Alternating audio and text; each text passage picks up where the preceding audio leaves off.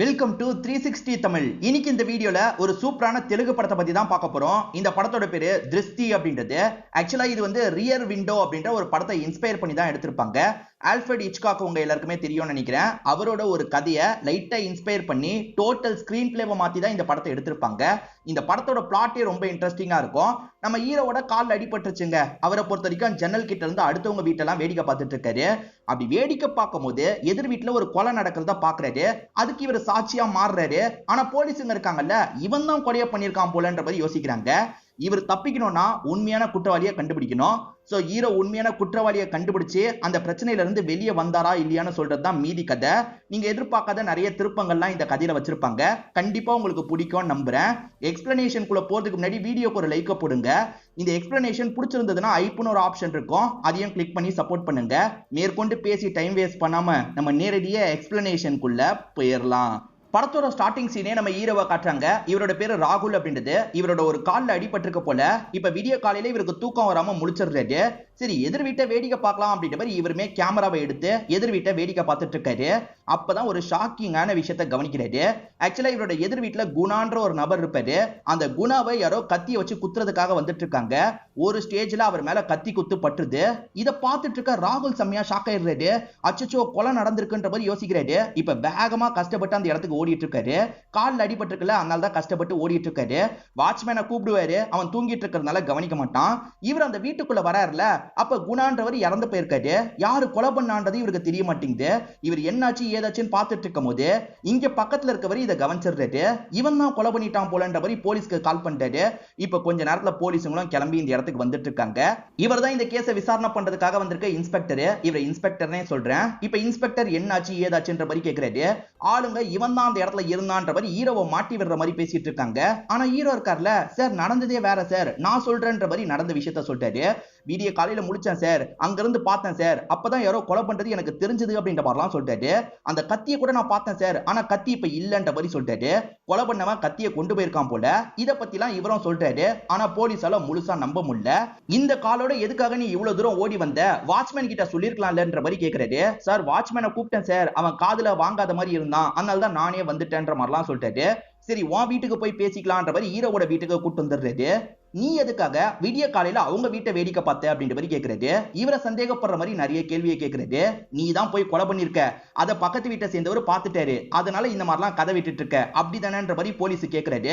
Sir அந்த மாதிரிலாம் கிடையாது சார், நான்லாம் கொலை பண்ணல சார், அவங்க வீட்டை நான் பார்க்கறதுக்கு வேற சில காரணம் இருக்குன்ற மாதிரிலாம் சொல்லிட்டாரு. என்ன காரணம், ஸ்டேஷனுக்கு வந்து சொல்லு அப்படின்ற மாதிரி இவரும் லாக் பண்ணி ஹீரோவை இங்க இருந்து கூட்டு போறாரு.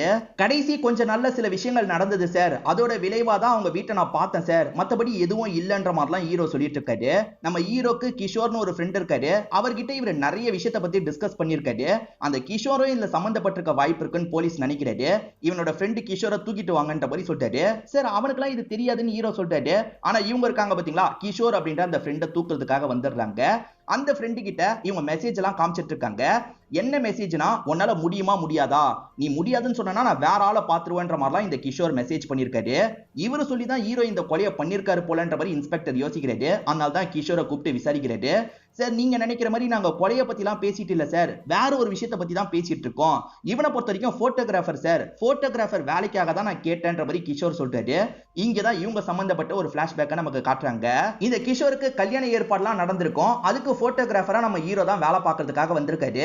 ஹீரோ போட்டோ எல்லாம் எடுத்துட்டு இருக்கும் போது ஒரு விஷயத்தை கவனிக்கிறாரு. இந்த சமயம் கல்யாண பொண்ணு இருக்காங்கல்ல, வந்துடுறன்ற மாதிரி அங்க இருந்து எந்திரிச்சு போறாங்க.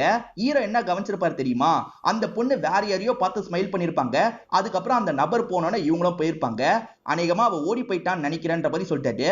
ஃப்ரெண்ட் கிஷோர் நம்ப மாட்டாரு. நீயே போட்டோவை பாரு, கொஞ்ச நேரத்துல அவ ரியாக்ஷனே டோட்டலா மாறிடுச்சு, ஓடி போயிட்டா மச்சான், ஏதாவது பண்ணு அப்படின்ற மாதிரிலாம் சொல்லிட்டாரு. கஷ்டப்பட்டு ஏற்பாடுலாம் பண்ணனே, அவ ஓடி போயிட்டாளா அப்படின்ற மாதிரி கிஷோரா இந்த இடத்துல அப்செட் ஆயிடுறாரு. என்ன ஏதுன்றத பாக்குறதுக்காக அந்த பொண்ணோட ரூமுக்கு போய் கதவெல்லாம் தட்டிட்டு இருக்காரு. இப்பதான் ஹீரோ ஒரு விஷயத்த கண்டுபிடிக்கிறாரு. அது என்னன்னா, அந்த பொண்ணு அந்த பையனை பார்த்து சிரிச்சிருக்க மாட்டாங்க, தெரிஞ்ச ஒரு ஆன்ட்டியை பார்த்து தான் சிரிச்சிருப்பாங்க. ஐயோ நம்ம தான் தப்பா புரிஞ்சுக்கிட்டோம் போலன்ற மாதிரி ஹீரோ யோசிக்கிறாரு. ஆனா அதுக்குள்ள இந்த இடத்துல ஃப்ரெண்ட் கிஷோர் பெரிய பிரச்சனை பண்ணிடுறாரு. அவ ஓடி போயிட்டான்ற மாதிரி சொந்தக்காரங்க கிட்ட எல்லாம் சண்டை போட்டுட்டு இருக்காரு. பார்த்தா அவங்க ரெஸ்ட் ரூமுக்கு தான் போயிருப்பாங்க போல. இப்ப வந்து நிக்கிறாங்க. நான் ஓடி போயிட்டேன்னு எல்லார்கிட்டயும் சொல்லிட்டு இருக்கியா? அப்ப என் மேல அவ்வளவுதான் நம்பிக்கை வச்சிருக்கியா? இந்த கல்யாணமே தேவையில்லை அப்படின்ற மாதிரிலாம் கோவப்பட்டு இருக்காங்க. சாரி மச்சான், நான் தான் கொஞ்சம் சொதப்பிட்டேன் அப்படின்ற மாதிரி ராகுல் சொல்லிட்டாரு. ஒன்னால கல்யாணமே நின்றுச்சேடா அப்படின்ற மாதிரி இவர் கடுப்பாவறாரு. இது எல்லாத்தையும் நமக்கு காமெடியா தான் காட்டுறாங்க. இத பத்தி தான் இன்ஸ்பெக்டர் கிட்ட சொல்றாரு. இறந்து போன நபரோட பேரு குணான்னு சொல்லியிருப்பேன். அவரோட மிஸ்ஸஸ் பேரு ரேவதி அப்படின்றது. இப்ப ரேவதி கிட்ட பேசுறதுக்காக இன்ஸ்பெக்டர் வந்திருக்காரு. அந்த சமயம் ரேவதி இருக்காங்கல்ல, சொந்தக்காரங்க வீட்டுக்கு பையனை கூப்பிட்டு போயிருப்பாங்க. அதை பத்தி எல்லாம் சொல்லிட்டாங்க. சரி, ஹீரோ மேல தான் நான் சந்தேகப்படுறேன், ஹீரோ ஏதாவது பண்ணிருக்க வாய்ப்பு இருக்குன்னு நீங்க நினைக்கிறீங்களா அப்படின்ற மாதிரி கேட்கிறாரு. சார், எனக்கு என்ன முடிவு எடுக்கிறதுனே தெரியல சார், என் ஹஸ்பண்ட கொன்னது யாருன்னு கண்டுபிடிங்கன்னு சொல்லிட்டாங்க. இப்ப இன்ஸ்பெக்டர் இருக்கார்ல, ஹீரோவோட வீட்டுல ஏதாவது கிடைக்குமா அப்படின்ற மாதிரிலாம் தேடி பார்த்துட்டு இருக்காரு. அப்ப புக்குக்கு நடுவுல ஒரு பொண்ணோட போட்டோ இவருக்கு கிடைக்குது. யார் இந்த பொண்ணு? இந்த பொண்ணை பத்தி விசாரிக்கணும்ன்ற மாதிரிலாம் யோசிக்கிறாரு. இப்ப போட்டோ வைத்துட்டு இங்க இருந்து கிளம்ப ஆரம்பிக்கிறாரு. இன்ஸ்பெக்டரை பொறுத்த வரைக்கும் ஹீரோ தான் இந்த விஷயத்த பண்ணிருக்கிறதா முழுசா நம்புறாரு. யாரா இவ? உன்னோட கேர்ள் ஃபிரெண்டா? உன் கேர்ள் ஃபிரெண்ட் கிட்ட அந்த குணா எல்லை மீறி நடக்கிறதுக்கு ட்ரை பண்ணானா? அந்த கோவத்தை மனசுல வச்சு கொலை பண்ணிட்டியா அப்படின்ற மாதிரிலாம் கேட்கிறாரு. சார், அப்பெல்லாம் கிடையவே கிடையாது சார், நான் சொல்றது முழுசா கேளுங்க சார், இவளால் தான் என்னோட கால்ல அடியே பட்டது அப்படின்ற மாதிரி ஒரு பிளாஷ்பேக்கை சொல்ல ஆரம்பிக்கிறாரு. இப்பதான் நமக்குமே அந்த பிளாஷ்பேக்கை தெளிவா காட்டுறாங்க. இவர் கேமரா ஒர்க்லாம் பண்றதுக்காக ஒரு ஷார்ட் பிலிம் ஷூட்டிங்க்கு வந்திருக்காரு. அந்த ஷூட்டிங் ஸ்பாட்ல இருக்கவங்க சுத்தமா நடிக்கவே தெரியாதவங்களா இருக்காங்க. இதனால இவருமே செம்மையா கடுப்பாயிடுறாரு. இதுக்கப்புறம் இவங்களை வச்சு என்னால ஷூட் பண்ண முடியாது, நீயே பாத்துக்கோன்ற மாதிரி ஃப்ரெண்டான அசிஸ்டன்ட் கிட்ட பொறுப்பை ஒப்படைச்சிடுறாரு. இப்ப ஸ்மோக் பண்ணலான்ற மாதிரி தள்ளி வந்து ஸ்மோக்லாம் பண்ணிட்டு இருக்காரு. அப்பதான் இந்த பொண்ணை பார்த்திருப்பாரு. இவங்க பேரு மீரா அப்படின்றது. மீராவும் ஹைட்ல இருந்து குதிச்சு தற்கொலை பண்ணலாம் நினைக்கிறாங்க. இவருமே பார்த்து முதல்ல ஷாக் ஆகுறாரு. ஆனா அவங்க தற்கொலை எல்லாம் பண்ண மாட்டாங்க, சும்மா தான் பண்ணிட்டு இருக்காங்கன்னு இவருக்கு புரிஞ்சிருது.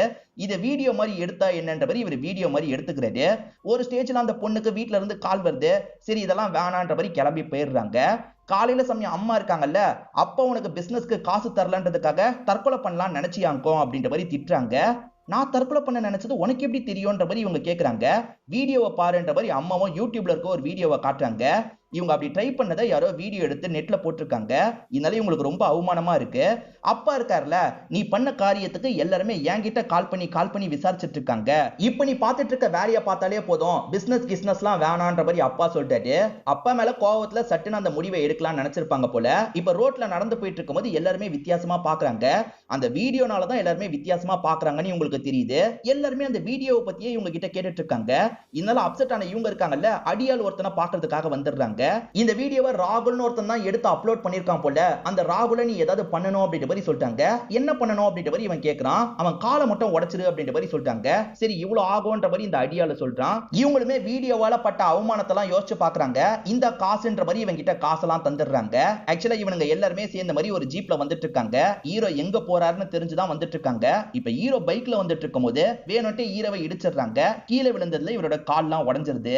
இவரோட ஃப்ரெண்ட் கிஷோர் தான் என்ன ஏதுன்னு பாக்குறதுக்காக வந்திருக்காரு. மச்சான், அவனுங்க வேணும்ட்டு இடிச்ச மாதிரி இருக்குடா, யார் இப்படி பண்ணிருப்பா அப்படின்ற மாதிரிலாம் இவர் யோசிக்கிறாரு. ஒரு பொண்ணோட வீடியோவை எடுத்து போட்டல, அந்த பொண்ணு கூட கோவப்பட்டு இப்படி பண்ணிருக்கலாம்ன்ற மாதிரிலாம் ஃப்ரெண்ட் சொல்லிட்டு போறாரு. ஆக்சுவலா இப்ப ஹீரோக்கு என்ன பண்றதுன்னு தெரியல, வீட்லயே இருக்கிற நிலைமை ஆயிடுச்சுல, அதனால தான் எதிர் பிளாட் எல்லாம் இவர் வேடிக்கை பார்த்துட்டு இருக்காரு. அப்ப சிலரை கவனிக்கிறாரு. ஒரு நபரு வேலைக்காரி கூட சேர்ந்து ஒண்ணு மண்ணா இருந்துட்டு இருக்காரு. ஒய்ஃப் வந்ததுக்கு அப்புறம் மட்டும் வேலைக்காரி கிட்ட கோவப்படுற மாதிரிலாம் நடிச்சிட்டு இருக்காரு. அடுத்ததா ஒரு பையன் ஒரு பொண்ணை பாக்குறாரு. பக்கத்து பிளாட்ல இருக்காங்க. பையன் பேசுறதுக்கு ட்ரை பண்றான், ஆனா பொண்ணு பெருசா கண்டுக்க மாட்டாங்க. ஒன் சைடு லவ் ஓடிட்டு இருக்க போலன்னு யோசிக்கிறாரு. இன்னொன்னு வீட்டுல ஒரு பெரியவர் மட்டும் தனியா இருக்காரு. தனியாவே பேசிட்டு இருக்காரு. இவர் என்ன தனியா பேசிட்டு இருக்காருன்னு யோசிக்கிறாரு. இப்பதான் ஹாஸ்பிட்டல்ல இருந்து ஒரு நர்ஸ் அனுப்புறோன்ற மாதிரி சொல்லிட்டாங்க. இவரும் சரின்ற மாதிரி ஏத்துக்கிறாரு.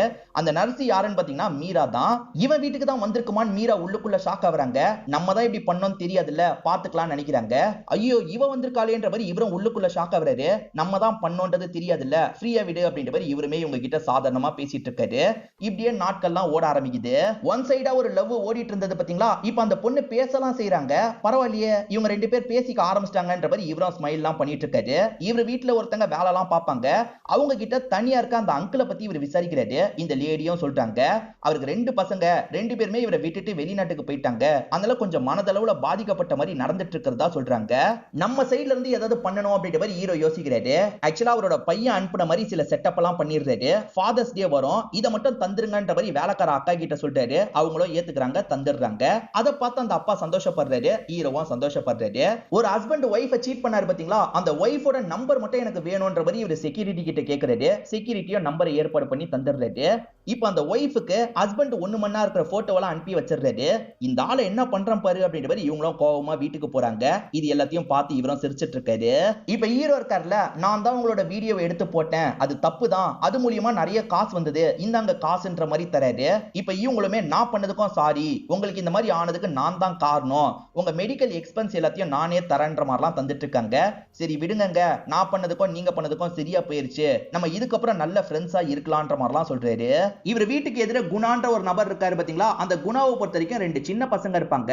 அதுல ஒரு சின்ன பையனை கூட்டிட்டு ரோட்ல நடந்து வந்துட்டு இருக்காரு. அந்த வழியா இவரும் கார்ல போயிட்டு இருப்பாரு. அப்ப அந்த சின்ன பையனை ஒரு காரை அடிச்சு தூக்குற மாதிரி வந்திருக்கும். நல்ல வேலையா அந்த சின்ன பையன் அதுல இருந்து தப்பிச்சிருப்பான். வேணும்ட்டே அந்த காரை அடிச்சு தூக்க வந்த மாதிரியே இவருக்கு தோணுது. இவர் பெருசா அதெல்லாம் எடுத்துக்க மாட்டாரு. இப்ப அந்த குணாவோட வீட்டை கவனிச்சிட்டு இருக்கும் போது குணாவோட அந்த பையன் வந்துடுறான். இந்த பையன் தான் ஜஸ்ட் மிஸ்ல ஆக்சிடென்ட்ல இருந்து தப்பிச்சிருப்பான். நீ எங்க வீட்டையே பார்த்துட்டு இருக்கிறத பைனாக்குலரை வச்சு கண்டுபிடிச்சிட்டேன் அப்படின்ற மாதிரி இந்த பையன் சொல்றான். என் அப்பா கிட்ட மாட்டி விட்டுருவன்ற மாதிரியும் சொல்றான். நீ கூட தான் உன் அப்பாவோட பர்ஸ்ல இருந்து காசெல்லாம் எடுக்கிற, அதை நான் மாட்டி விட்டுருவன்ற மாதிரி சொல்லிட்டாரு. சரி 2 பேரும் மாட்டி விட்டுக்க வேணான்ற மாதிரி இந்த சின்ன பையன் இருக்கான் பாத்தீங்களா, இவருக்கே தெரியாம ஒரு கேமராவை தூக்கிட்டு போயிடுறான். அதை இவர் கவனிக்காம இவரோட வேலையெல்லாம் பார்த்துட்டு இருக்காரு. அந்த காதல் ஜோடிக்காக இவர் லவ் லெட்டர்லாம் இந்த இடத்துல ரெடி பண்ணிட்டு இருக்காரு. இப்ப ஹீரோயின் வந்தோன்னா ஹீரோயின் கிட்ட இந்த லவ் லெட்டரை தராரு. நமக்கு தான் தராருன்னு சந்தோஷப்படுறாங்க. ஆனா நீ இந்த பொண்ணு கிட்ட போய் தந்துருன்ற மாதிரி சொல்லிட்டாரு. அதாவது அந்த பொண்ணோட வீட்டு வாசல்ல வச்சிருன்னு சொல்லிட்டாரு. அந்த பொண்ணை தான் லவ் பண்றாரு போல அப்படின்ற மாதிரி இவங்க சோகமாயிடுறாங்க. அந்த பொண்ணு வீட்டுல போய் வச்சிடுறாங்க. அந்த பொண்ணுமே பக்கத்து பிளாட்ல இருக்க பையன் தான் எழுதியிருக்கான் போலன்ற மாதிரி படிச்சிட்டு இருக்காங்க. இப்ப அவரை பார்த்து சிரிக்கிறாங்க. 2 பேருக்குள்ளயும் லவ் ஒர்க் அவுட் ஆகுது. இவங்க 2 பேரை சேர்க்கறதுக்காக தான் இப்படி பண்ணன்ற மாதிரி ஹீரோ சொல்லிட்டு இருக்காரு. நல்ல வேலைப்பா, ஹீரோ அந்த பொண்ணை லவ் பண்ணல அப்படின்ற மாதிரி இவங்களுமே கொஞ்சம் நிம்மதி ஆகுறாங்க. இவங்க ஹீரோவை லவ் பண்ண ஆரம்பிச்சிட்டாங்க. அதனால தான் இதெல்லாம் நினைச்சு ஃபீல் பண்ணிருப்பாங்க. இப்ப இதை கேட்டு சந்தோஷப்பட்டுட்டு இருக்காங்க. அந்த குணாவோட பையனுக்கு ஏற்கனவே ஆக்சிடென்ட் ஆகுற மாதிரி நடந்தது பாத்தீங்களா. இப்ப லிப்ட்ல போகும்போது லிப்டோட வயர் அறுந்திருக்கும். கொஞ்ச நாள் இவன் இறந்து போயிருப்பான். நல்ல வேலையா அந்த மாதிரி எதுவும் ஆகாம அந்த பையன் தப்பிச்சிருப்பான். அப்பவும் கொஞ்சம் நிம்மதி ஆகுறாரு. இத பத்திலாம் ஹீரோ கேள்விப்படுறாரு. ஏற்கனவே அந்த பையனுக்கு அட்டாக் நடந்தது, இப்பயும் ஏதோ நடக்குது, ஏதோ தப்பா இருக்குன்ற மாதிரிலாம் இவர் ஹீரோயின் கிட்ட புலம்பிட்டு இருக்காரு. நீ தேவையில்லாம யோசிக்காத அப்படின்ற மாதிரி ஹீரோயினும் சொல்லிட்டு இருக்காங்க. இல்ல அன்னைக்கு வண்டி இடிக்கிற மாதிரி வந்தது, இன்னைக்கு லிப்ட் அறுந்திருக்கு, ஏதோ தப்பா இருக்கு அப்படின்ற மாதிரி இவருமே சொல்றாரு. குணா ஒய்ஃப் 2 பசங்கன்னு சந்தோஷமா இருக்காங்க பாத்தீங்களா, அதெல்லாம் நைட்டு நேரம் இவரும் பாக்குறாரு. சும்மா எல்லாரையும் பாக்குற மாதிரி தான் இவங்களையும் பார்த்துட்டு இருக்காரு. இப்ப அப்படியே படுத்து தூங்கிடுறாரு. காலையில சமயம் ஹீரோயின் தான் வந்து எழுப்பி விட்டுட்டு இருக்காங்க. இப்ப குணாவோட ஒய்ஃப் ரேவதி இருக்காங்கல்ல, உங்களோட கேமராவை என்னோட பையன் எடுத்துட்டு வந்துட்டான் போலன்ற மாதிரி தந்துட்டு கிளம்ப பாக்குறாங்க. இவரை நில்லுங்க, உங்ககிட்ட ஒரு விஷயத்தை பத்தி பேசணும்ன்ற மாதிரி ஆரம்பிக்கிறாரு. அவங்க அம்மா கிட்ட எல்லாம் இதை சொல்லாதன்ற மாதிரி ஹீரோயின் சொல்லிட்டாங்க. ஆக்சிடென்ட்க்கு வாய்ப்பு இருக்குன்னு சொல்றதுக்கு ட்ரை பண்ணிட்டாரு. ஆனா ஹீரோயின் தடுத்ததுனால அவங்களை அனுப்பி வச்சிடுறாரு. இப்ப அந்த கேமராவை செக் பண்ணும்போது அந்த சின்ன பையனோட ஃப்ரெண்ட்ஸ் அந்த சின்ன பையனை போட்டோ எடுத்துக்கிறதுலாம் இவருக்கு தெரிய வருது. அந்த போட்டோல ஒரு காரை பாக்குறாரு. இதே கார் தான் அந்த சின்ன பையனை இன்னைக்கு இடிக்கிறதுக்கு ட்ரை பண்ணிருக்கோம். சோ கார்ல இருக்கவன் இந்த சின்ன பையனை கண்காணிச்சிட்டு இருக்கான் போல. அவனால இந்த சின்ன பையனுக்கு ஆபத்து வர வாய்ப்பு இருக்கு. கண்டிப்பா அந்த அம்மா கிட்ட நம்ம எச்சரிக்கைப்படுத்தணும் அப்படின்ற மாதிரிலாம் யோசிக்கிறாரு. என்ன அம்மா கிட்ட கூட்டு போ அப்படின்ற மாதிரிலாம் சொல்லிட்டாரு. இப்ப ஹீரோயினும் கை தாங்களா இவரை கூட்டு வந்துட்டு இருக்காங்க. ஒரு வழியா அம்மாவை கண்டுபிடிச்சிடுறாரு. உங்க பையனுக்கு ஆபத்து இருக்குன்னு சொல்றதுக்காக வராரு. அதுக்குள்ள மாடியில இருந்து அந்த பையன் கீழே விழுந்துட்டு இருக்கான். கீழே இருக்க ஒரு கார்ல தான் பொத்துன்னு விழுறான். அந்த பையன் இறந்து போயிடுறான். இதெல்லாம் பாக்குற இவருமே ஃபீல் பண்றாரு. கண்டிப்பா யாரோ திட்டமிட்டு இப்படி பண்ணிருக்காங்கன்றது இவருக்கு தெரியுது. ஆனா கேஸ் எப்படி தெரியுமா முடிஞ்சிருக்கும், தடுக்கி விழுந்துட்டான்ற மாதிரி தான் கேஸ் முடிஞ்சிருக்கும். ஆனா அவன் தடுக்கி வில்ல சார், வேற ஏதோ நடந்திருக்கு சார் அப்படின்ற மாதிரிலாம் இவர் சொல்றாரு. அதை நான் தேட ஆரம்பிச்சேன் அப்படின்ற மாதிரியும் சொல்றாரு. இத பத்தி இவரும் குணா கிட்ட பேசலாம் நினைச்சிருப்பாரு. இவரும் ஹீரோயினும் சேர்ந்த மாதிரி குணா கிட்ட பேசுறதுக்காக வந்துடுறாங்க. இவங்க யோசிக்கிறத பத்தி எல்லாம் குணா கிட்ட சொல்லிட்டு இருக்காங்க. என்னங்க சொல்றீங்க அப்படின்ற மாதிரி அவர் ஷாக் ஆகுறாரு. சார் அப்படிதான் நினைக்கிறோன்ற மாதிரிலாம் இவங்க சொல்றாங்க. நீங்க நினைக்கிறதுக்கு ஏதாவது ஆதாரம் இருக்கா, ஆதாரம் இருந்தா சொல்லுங்க, அந்த நபரை கண்டுபிடிங்க அப்படின்ற மாதிரி சொல்லிட்டாரு. எப்படியாவது கண்டுபிடிக்கிறேன்ற மாதிரி ஹீரோவும் சொல்லிட்டாரு. இப்ப ஹீரோ எப்படி கண்டுபிடிக்கிறது அப்படின்ற மாதிரிலாம் யோசிக்கிறாரு. ஆக்சுவலா அவன் நம்பரை ஒவ்வொரு வாட்டி வரும்போதும் மாத்திக்கிட்டே இருந்திருப்பான். அந்த நம்பர் ஃபேக் நம்பர் தான், அதை வச்சு நம்ம எதுவுமே பண்ண முடியாது, வேற எப்படியாவது அவனை கண்டுபிடிக்கணும் அப்படின்ற மாதிரிலாம் யோசிச்சுட்டு இருக்காங்க. ஹீரோயின் 2 இடத்துல சிக்னலை மதிக்காம கிராஸ் பண்ணிருப்பாங்க. அதனால போலீஸ் லாக் பண்ணிடுறாரு. இப்பதான் வீடியோல பார்த்தோம், 2 இடத்துல நீங்க ரூல்ஸை பிரேக் பண்ணிருக்கீங்க, ஃபைன் போடுறேன் அப்படின்ற மாதிரிலாம் சொல்லிட்டாரு. இதை பார்க்கும்போது ஹீரோக்கு ஒரு ஐடியா வருது. அவனுமே நிறைய இடத்துல ரூல்ஸை மதிக்காம போயிருக்க வாய்ப்பு இருக்கு. அவனோட டைப் காரெல்லாம் ஃபில்டர் பண்ணலாம், அது மூலியமா அவன் காரை கண்டுபிடிச்சிடலான்ற மாதிரி சொல்லிட்டாரு. ஆர்டிஓல எனக்கு தெரிஞ்சவர் இருக்காரு, நான் கேட்கிறேன்ற மாதிரி மீரா சொல்லிட்டாங்க. இப்ப கேட்டு அவனோட கார் எந்த பகுதியில இருக்குன்றத கண்டுபிடிச்சிடுறாங்க. ஏன்னா ஒரு ஏரியால இருக்க கார் நிறைய வாட்டி ரூல்ஸை பிரேக் பண்ணிருக்கு. சோ அந்த கார் இருக்கிறது தான் இவன் வீடா இருக்கும்ன்ற மாதிரி இவங்களும் வீட்டுக்கிட்ட வராங்க. அந்த காருன்னு கன்ஃபார்ம் பண்ணி வீட்டுக்குள்ளேயும் நுழைஞ்சிடுறாங்க. ஏதாவது கிடைக்குமா அப்படின்ற மாதிரிலாம் இவங்க தேடி பார்த்துட்டு இருக்காங்க. நிறைய சின்ன பசங்களோட போட்டோலாம் வச்சிருக்கான். இவன் தான் இதெல்லாம் பண்றான்றது இவங்களுக்கு தெரிஞ்சிருது. இவங்க பார்த்துட்டு இருக்கும் போதே அவன் வந்துடுறான். அவன் பேரு விவேக் அப்படின்றது. அவன் வரான்னு தெரிஞ்சோன்னே இவங்க ஒளிஞ்சுக்கிறாங்க. வந்து அவன் இருக்கான் பாத்தீங்களா, சரக்கெல்லாம் அடிச்சு மட்டையாயிடுறான். இந்த கேப்ல நம்ம கிளம்பிடலான்ற மாதிரி பொறுமையா வெளியே வந்து கிளம்ப பாக்குறாங்க. அப்ப தெரியாதனமா வாட்டர் பாட்டில தள்ளி விட்டுறாங்க. சவுண்ட் கேட்டு அவன் முடிச்சிடறான். யாருன்னு துரத்துறான். அதுக்குள்ள இவங்க தப்பிச்சிருப்பாங்க. இதான் சார் நடந்தது, நான் சொல்ற எல்லாமே உண்மைதான் அப்படின்ற மாதிரி ஹீரோவும் இன்ஸ்பெக்டர் கிட்ட சொல்றாரு. வேற ஒரு நாள் ஹீரோ லிஃப்ட்ல வந்துட்டு இருக்கும் போது அவனுமே அந்த லிஃப்ட்ல இருக்கான். நம்மள கண்டுபிடிச்சு எப்படி அவன் வந்தான்ற மாதிரிலாம் இவர் யோசிக்கிறாரு. இப்ப கூட்டத்தோட கூட்டமா இறங்கிடலான்னு பாக்குறாரு. ஆனா அதுக்குள்ள அவன் இருக்கான் பாத்தீங்களா, இவரை லாக் பண்ண மாதிரி அட்டாக் பண்றதுக்கு ட்ரை பண்றான். இவர் அடி வாங்கிட்டு இருக்கும் போது சட்டுன்னு ஒரு லேடி வந்துடுறாங்க. இவரை தெரியாம கீழே விழுந்துட்டாரு போலன்ற மாதிரி யோசிக்கிறாங்க. கீழே விழுந்திருக்கான், ஹெல்ப்லாம் பண்ண மாட்டியான்ற மாதிரி அந்த விவேக்க போட்டு திட்டுறாங்க. நீ வாப்பான்ற மாதிரி ஹீரோவை இங்க இருந்து கூட்டு போயிடுறாங்க. நல்ல வேலை சார், ஜஸ்ட் மிஸ்ல அன்னைக்கு தப்புச்சேன்ற மாதிரிலாம் ஹீரோ சொல்றாரு.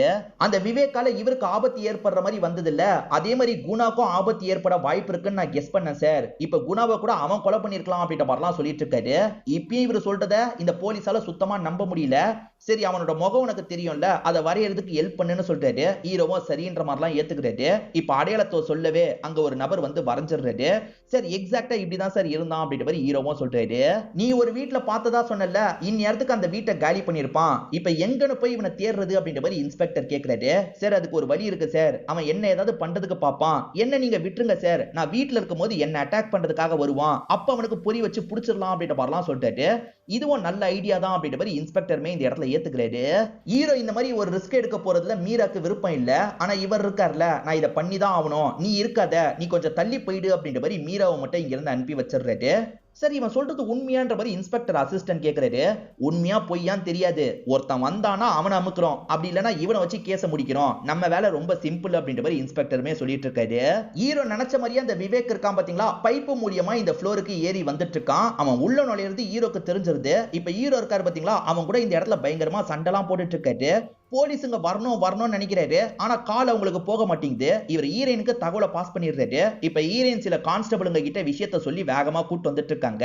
அவன் ஹீரோவை சாவடிக்கிறதுக்குலாம் ட்ரை பண்றான். ஹீரோ சண்டை போடுறாரு.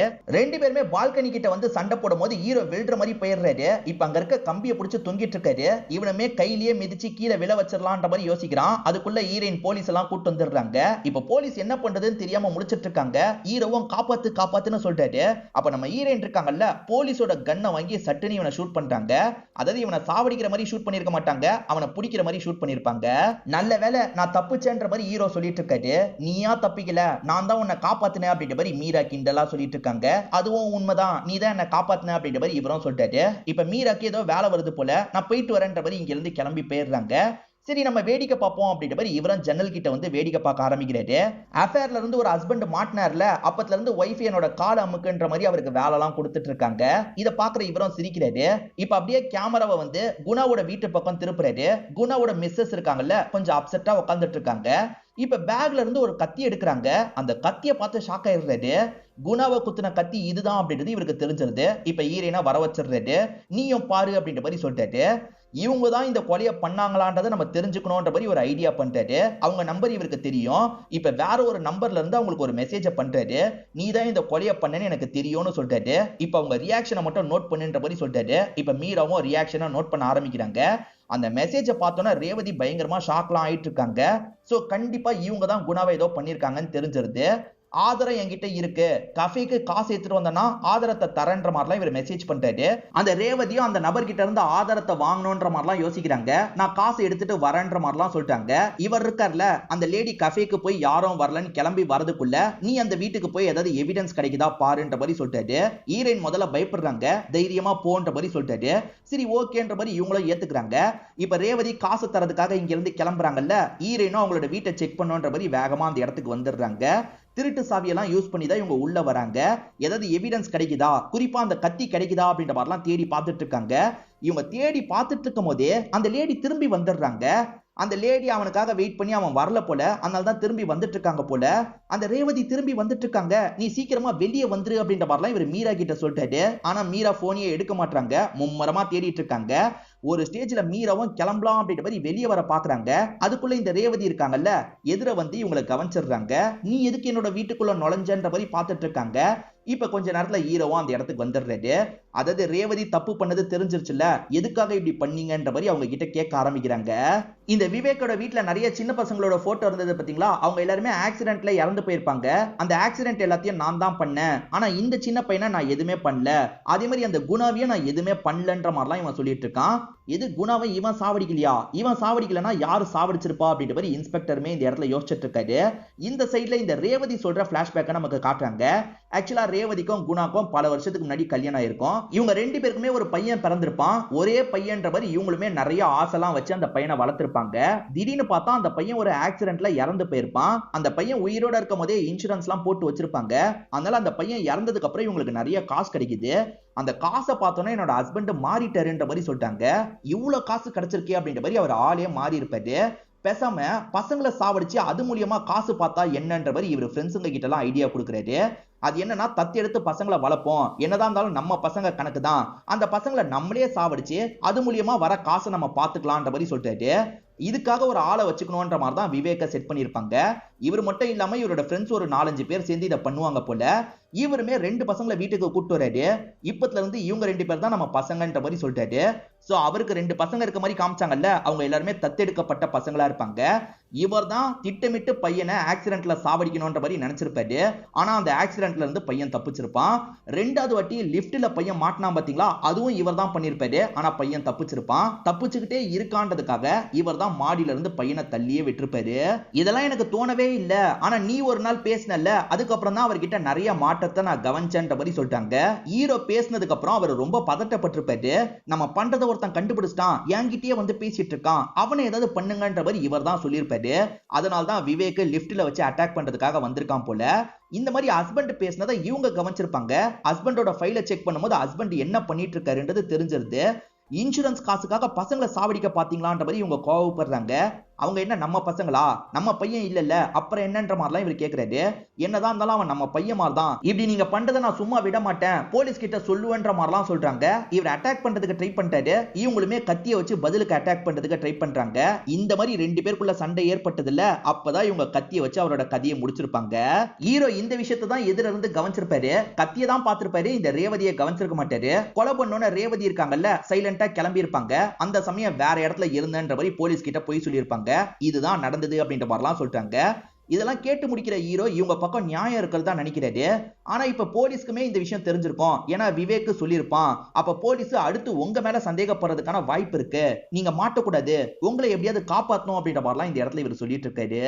இந்த விவேக் நான் பண்ணவே இல்லைன்ற மாதிரி சொல்றான்ல, இவன் பண்ணலனா யார் பண்ணிருப்பா, அந்த ஒய்ஃப் தான் பண்ணிருக்க வாய்ப்பு இருக்குன்ற மாதிரி யோசிக்கிறாரு. அந்த ஒய்ஃபை பார்க்கணும் அப்படின்ற மாதிரி ஒய்ஃபோட வீட்டுக்கு வந்துடுறாரு. ஹீரோ சொன்ன மாதிரியே இன்ஸ்பெக்டர் வந்ததுனால இவங்களுமே பயத்துல இருக்காங்க. இன்ஸ்பெக்டர் நைஸா பேச்சு கொடுக்க ஆரம்பிக்கிறாரு. மேடம், அந்த சமயம் நீங்க சொந்தக்காரங்க வீட்டுக்கு போனதா சொன்னீங்கல்ல, நாங்க அங்க விசாரிக்கும் போது நீங்க இல்லன்னு சொன்னாங்களே அப்படின்ற மாதிரி கேக்குறாரு. இவங்களுமே மாட்டிக்கிட்டோம் அப்படின்ற மாதிரிலாம் செம்மையா பயந்துட்டு இருக்காங்க. ஹீரோ சமாளிக்கிறதுக்காக சிலதை சொல்லி கொடுத்திருப்பாரு. இல்ல சார், நான் டிராவலிங்ல அந்த டைம் இருந்தன்ற மாதிரிலாம் இவங்க சமாளிக்கிறாங்க. இருந்தாலும் சந்தேகப்படுற மாதிரி போலீஸ் நிறைய கேள்வி கேட்கிறாரு. ஐயோ, போலீஸ் கிட்ட இவங்க மாட்டிக்க கூடாது அப்படின்ற மாதிரி ஹீரோ கவனிச்சிட்டு இருக்காரு.